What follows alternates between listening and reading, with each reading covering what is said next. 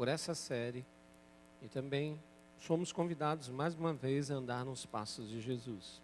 E hoje eu iniciarei, porque não é possível terminar, isso fica para o dia 12, que é andando em santidade como Jesus. Por que dia 12? No próximo domingo é o encerramento de missões estaduais. Próximo domingo nós teremos inclusive um almoço missionário, não é, Gal? Que vai ter maniçoba, caruru e vatapá. Eita, olha só. Só que é o seguinte, meu querido, para ter maniçoba, caruru e vatapá, você vai precisar reservar, não é? Então você procura Irmangal, já adquira o seu ingresso, faça a sua reserva, tá bom? Ok? Então, maniçoba, caruru e vatapá. Se de um dos três você gostar, não gostar, agora eu não sei mais o que rima, então deixa por aí mesmo, tá? Ok? Muito bem. E eu estarei em Ilhéus, na Igreja Batista de Lindinópolis. E quem estará ministrando a palavra aqui, tanto pela manhã quanto à noite, é o irmão pastor Gabriel Bessa. Tá bom? O irmão pastor Gabriel Bessa. Então, andando em santidade como Jesus. Santo. O que é santo? O que é santo? Santo é aquilo que ou é pertencente ou é vindo de Deus. Mas eu estou dizendo andando em santidade como Jesus. Jesus era santo, mas andava em santidade. E o convite é que você também ande em santidade. Para isso nós precisamos ser santificados. E o que é ser santificado? Se santo é aquilo que pertence ou vem de Deus, e o que é ser santificado? Ser santificado é ser consagrado. Ser consagrado é ser separado para algo ou para alguém. Nesse caso, para Deus. E essa, irmãos, é a essência da santidade. É quando você é dedicado a Deus e aos propósitos de Deus. E o que é viver em santidade, andar em santidade como Jesus? Viver em santidade é você viver para os propósitos de Deus. É você viver para agradar a Deus, em vez de você viver para agradar a si mesmo. Em vez de você viver para os seus próprios interesses, para os seus próprios prazeres. Uma vida contrária a uma vida de santidade é uma vida pecaminosa. E por que ela é pecaminosa? Porque a pessoa vive para si mesma, para os seus prazeres, para os seus propósitos. Nesta manhã, o que eu quero levar os irmãos a refletir é: de que maneira Jesus foi santo? Se eu estou convidando os irmãos a andarem nos passos de Jesus, como podemos ser santos como Ele? Ou seja, como é que eu e você, irmãos, nós podemos e poderemos viver em santidade? Aprendemos isso? Nessa manhã nós vamos olhar Jesus num tempo muito penoso, difícil da vida dele. E através desse olhar nós veremos a dedicação de Jesus ao seu Pai Celestial. Mas essa dedicação de Jesus foi testada, foi experimentada e foi provada em santidade. A sua e a minha também o será. Não duvide disso. A nossa dedicação ao nosso Pai Celestial será testada, experimentada e provada em santidade. Em algum momento da vida nós passaremos e sempre passamos por isso. Só que hoje, quando a gente pensa assim, eu sou tentado onde? Eu sou provado onde? Às vezes nós estamos aqui no templo, né, onde nós nos reunimos no lugar, nós estamos na nossa casa, e às vezes a tentação, a provação vem, mas nós não estamos passando necessariamente, às vezes sim, mas não necessariamente, por aquilo que Jesus estava passando. Porque qual é o cenário da tentação de Jesus? Onde ele foi tentado? O ministério de Jesus ainda se achava no início. E logo depois de ter sido batizado por João, no Rio Jordão, E cabe aqui uma palavra. Por que Jesus foi batizado? Por que Jesus precisou ser batizado? Jesus tinha pecados? Então, se era batismo de arrependimento, por que ele foi batizado? Porque é isso que vai nos ajudar, porque às vezes a gente olha para Jesus e diz assim, eu não sou santo como Jesus, eu não vou conseguir, mas lembre-se, Jesus, quando ele passa pelo batismo, ele estava se posicionando junto a nós, homens caídos, no sentido que ele estava se identificando com os outros seres humanos. Jesus estava se mostrando como Deus homem. E ali nas margens do Rio Jordão, Jesus experimentou uma aprovação do seu Pai Celestial.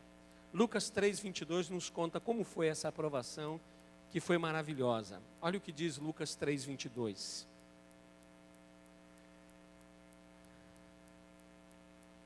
Jesus experimentou duas coisas: a maravilhosa aprovação do Pai Celestial, mas ele experimentou também o poder capacitador do Espírito Santo, que nós sabemos que o Espírito Santo desceu sobre ele, porque o Espírito Santo o fez em forma visível. Então aquele momento foi confortante, foi reanimador, porque o que seguiria aquele momento seria muito, muito difícil. 3:22 diz, o Espírito Santo desceu sobre ele em forma corpórea, como pomba. E ouviu-se uma voz do céu que dizia, tu és o meu filho, em ti ou tenho prazer. E depois dessa experiência, vá para o capítulo 4, irmãos. Momentânea experiência. Jesus foi para o deserto. E o capítulo 4 de Lucas vai nos contar que quem conduziu Jesus aquele deserto árido, isolado da Judéia, foi simplesmente quem? O Espírito Santo de Deus. Preste atenção nisso, irmãos. Jesus agora será testado, provado. E quem está conduzindo Jesus para aquela situação? O Espírito Santo de Deus. O Espírito que capacita, esse é o poder capacitador, ele conduz também, mesmo nessa hora de provação, de experimentação. O Espírito Santo está lá. E, queridos, conduzido, a pergunta é, por que Jesus teve que ser conduzido e o que ele faria num lugar como aquele? Se a gente fosse comparar, e a Bíblia diz que Jesus Cristo é o segundo Adão. Romanos, Paulo chama Jesus de o segundo Adão. Se nós fôssemos comparar, onde estava o primeiro Adão quando ele foi tentado? Estava onde? No paraíso. E agora havia uma grande distância, porque o segundo Adão, Jesus, estava no deserto. E entre o deserto e o paraíso, o jardim, havia uma grande distância. E o que é interessante é que esse deserto da Judéia, eu mostrei aqui uma vez um vídeo, a questão das águas lá, da chuva chegando. Esse deserto da Judéia, ele é muito íngreme, não terreno plano não, ele é íngreme. Ele é rochoso, mas tem muita pedra. Tem só e quase tão somente pedras naquele lugar. Ele é muito quente, o deserto da Judéia, mas muito mais do que o Nordeste do Brasil. E tem uma outra questão, ele é muito seco. Mais seco do que o sertão da Bahia, mas muito mais seco de longe. E Jesus estava nesse lugar. Pelo que, irmãos? Por uma ordem divina. Foi o Espírito Santo que o levou até lá. E o Espírito Santo levou Jesus ali, conduziu Jesus ali, para ali, com um propósito específico. Qual que era o propósito específico do Espírito ter conduzido Jesus para o deserto? Para ficar frente a frente com quem? Com Satanás. O Filho foi divinamente conduzido ao deserto para que a lealdade dele ao Pai fosse testada e provada. Já estar no deserto é ruim, irmãos? E o que é estar no deserto e jejuar por 40 dias? E Jesus jejuou por 40 dias. Ali ele permaneceu sozinho diante do seu Pai, e ele não tinha nada, nem um bocado de comida, irmãos, para distraí-lo. E o que Jesus fez nesses 40 dias? Nós podemos pensar e pelo menos projetar que nesses 40 dias foi um tempo para que ele contemplasse a missão dele neste mundo.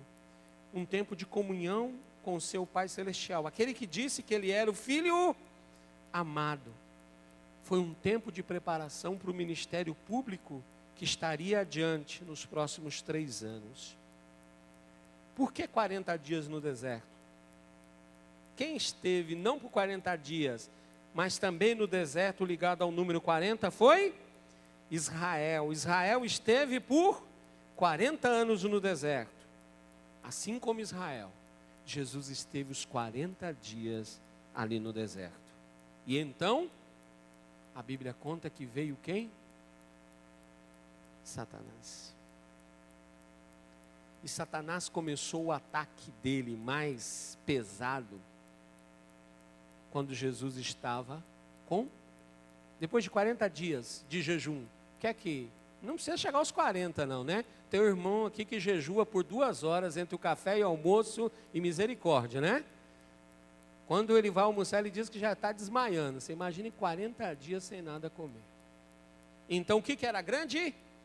Fome. Mas com o não comer, Jesus sem dúvida estava 2 coisas. Como homem, o que ele estava? Fraco e cansado. E é nessa hora que Satanás atacou. E ela atacou com fúria. Porque Satanás agora tentaria Jesus, o último Adão. E ele tentou da maneira semelhante que ele fez com quem? Com o primeiro Adão. Porque Satanás estava ali naquele dia no deserto, irmãos, para colocar em prática a melhor estratégia dele. E o intuito de Satanás era destruir a consagração de Jesus ao Pai Celestial. Esse é sempre o intuito de Satanás. É destruir a nossa consagração, a nossa separação para Deus. Porque assim se destrói a santidade. A santidade sua e minha começa a ser destruída quando a nossa consagração começa a ser destruída. Viu? Ele age da mesma maneira com você e comigo. Ele queria destruir a santidade de Jesus. A pergunta é, será que Satanás poderia fazer, ele teria capacidade de fazer com que este homem, Jesus, deixasse a dedicação que ele estava e ele tinha para o Pai dele, para ao invés disso, levar esse homem, como ele conseguiu levar Adão, a buscar os próprios interesses e prazeres? Será que ele conseguiria? Será que ele consegue conosco? Se Satanás nos tentasse da mesma maneira, ele conseguiria fazer com que a nossa dedicação fosse deixada de lado, a nossa dedicação ao Pai Celestial, para que eu e você buscássemos nossos interesses e prazeres? Será que ele conseguiria? E Satanás não ficou numa única tentativa, não. Ele atacou 3 vezes. E nas 3 vezes Jesus resistiu. Isso nos ensina nessa manhã que Satanás não vai ficar na primeira, na sua nem na minha vida, não. Se ele te atacou e você resistiu e manteve a sua santidade, aguarde, você ainda é alvo. Enquanto estivermos nesse mundo, nós ainda somos alvos. E até que o propósito de Deus seja cumprido. Até que nós sejamos provados e testados na nossa fidelidade. Primeira tentação. E é nessa que eu vou ficar. A tentação de ser egoísta. A primeira tentação diz isso. É isso que nós somos tentados, irmãos.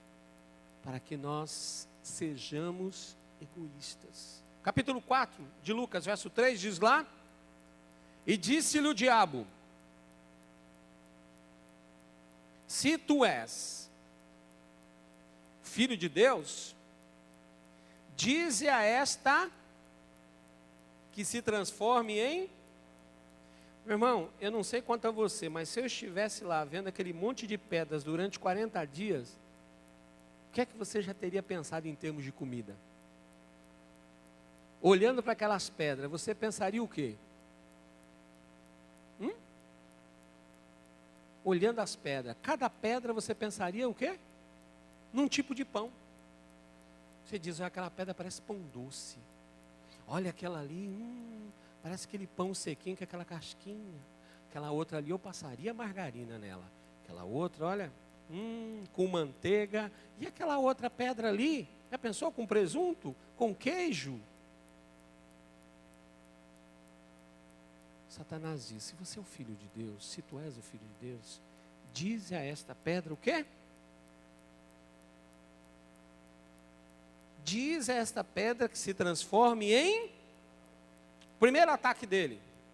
Agora, você podia imaginar o quanto Jesus estaria faminto depois de 40 dias de jejum? E Satanás atacou o que, irmãos? A lealdade de Jesus a seu Pai Celestial. Aí diz, como é que Satanás está atacando lealdade se ele está falando de pão? Ele está atacando a lealdade porque ele está apelando para uma coisa que é legítima em Jesus. O que era legítimo em Jesus? E nós não podemos simplesmente passar por cima. O que era legítimo? O apetite físico por comida. Ele estava com fome, não comia. Era legítima a fome dele ou ele não deveria ter fome? Claro, assim como nós. Sabe? Jesus estava se identificando também conosco no momento da tentação. Se nós ficarmos sem comer, nós teremos fome, assim como tantas outras coisas, irmãos. Isso faz parte da nossa constituição de homem. E o que Satanás fez? Ele apelou para isso, do mesmo modo que ele fez com Adão e Eva, e fez também com os filhos de Israel. Quer ver uma coisa? Capítulo 3, verso 6 de Gênesis. Eu já vou voltar aqui em Lucas, só para os irmãos perceberem. Satanás já tinha usado essa estratégia. Em apelar para o apetite físico. Porque se você perceber, está tudo sempre ligado à comida. Quer ver? Gênesis 3:6. E viu a mulher que aquela árvore era para se comer e agradável aos olhos e árvore desejável para dar entendimento, tomou do seu fruto e comeu e deu também ao seu marido e ele comeu com ela. Salmo 78, verso 18. O povo de Israel no deserto, lembra? No deserto, onde Satanás apelou, onde Satanás tocou, para que levasse essas pessoas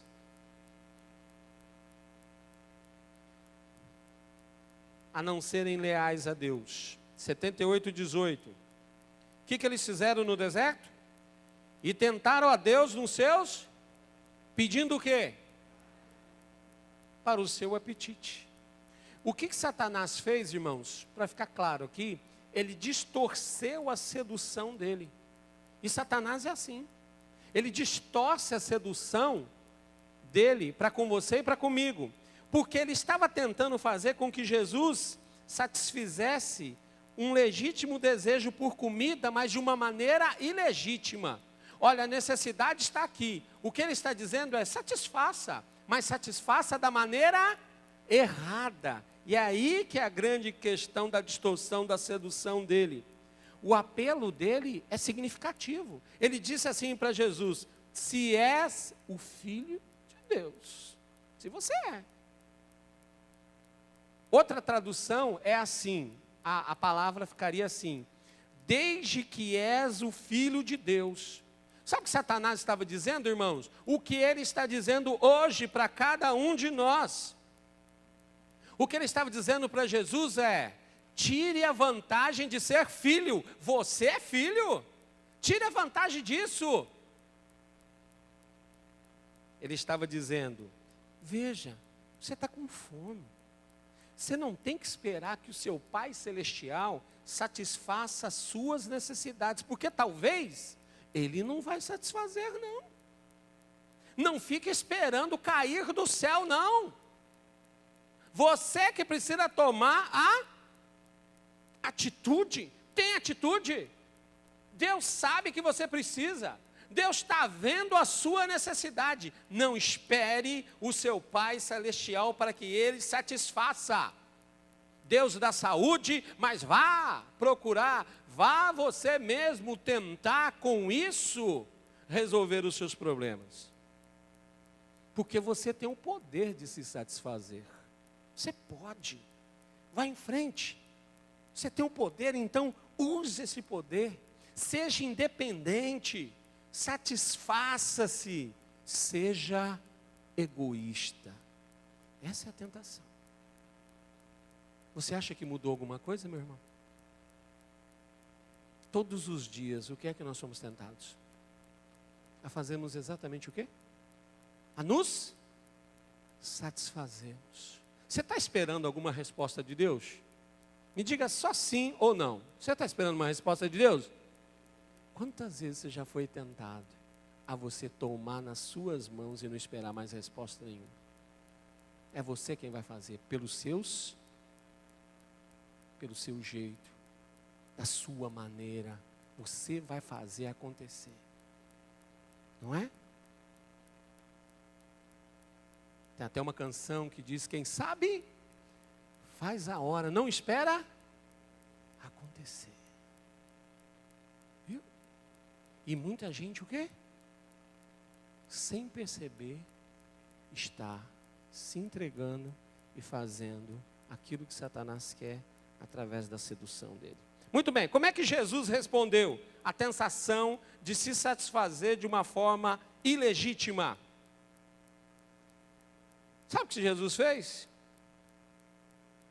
Verso 4, Jesus lhe respondeu dizendo... Está escrito onde? Estava escrito onde? Onde estava escrito, irmãos?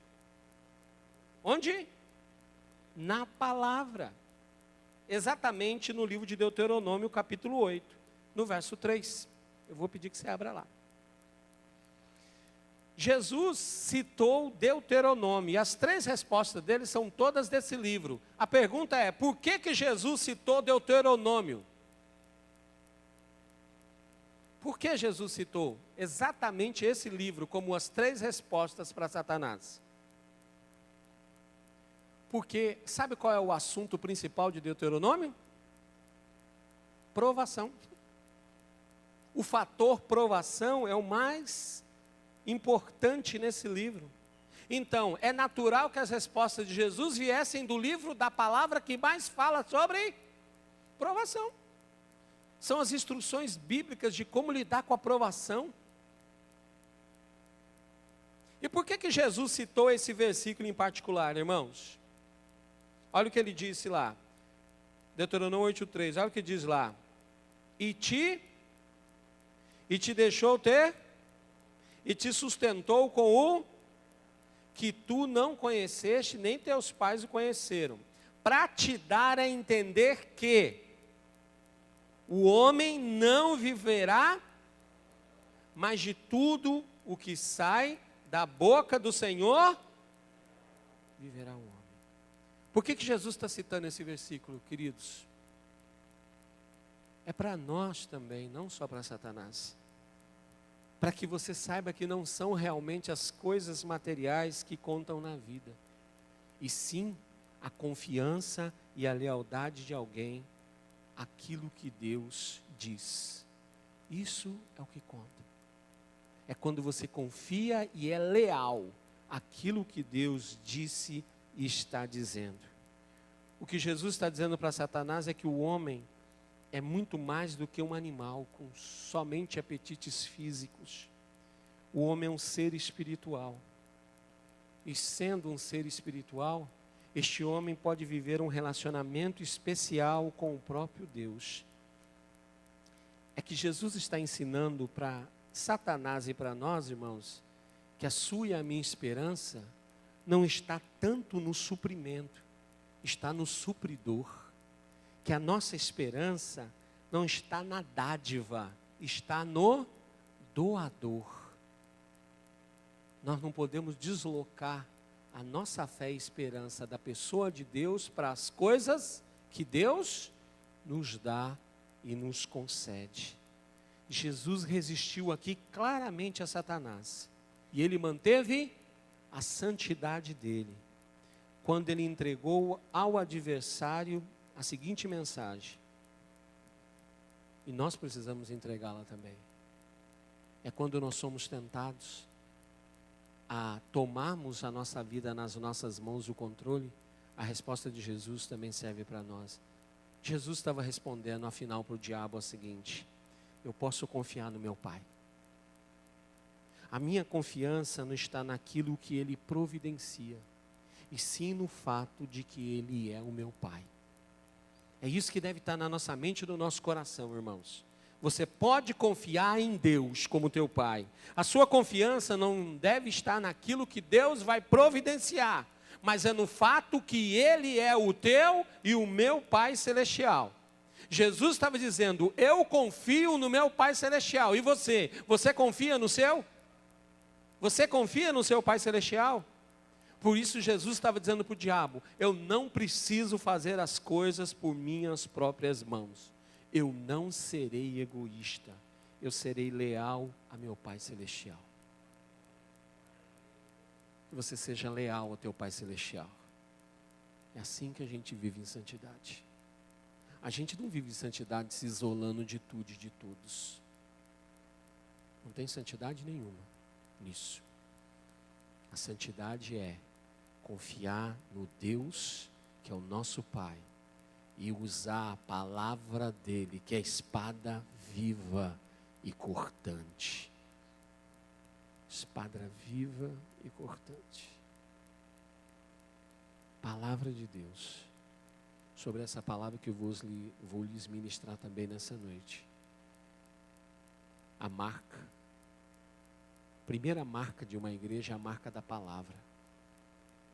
A igreja tem 9 marcas que precisa ter nela. 9 marcas. A primeira marca de uma igreja que quer ser saudável é a marca da palavra. Pense nisso. Hoje à noite. Eu quero que você, nesta manhã, ande como Jesus andou em santidade, confiando no seu Pai Celestial, se utilizando da palavra. Que Deus nesse dia possa abençoar a sua vida. Eu vou convidar o Ministério de Missões para o momento missionário, conduzir esse momento para o momento missionário.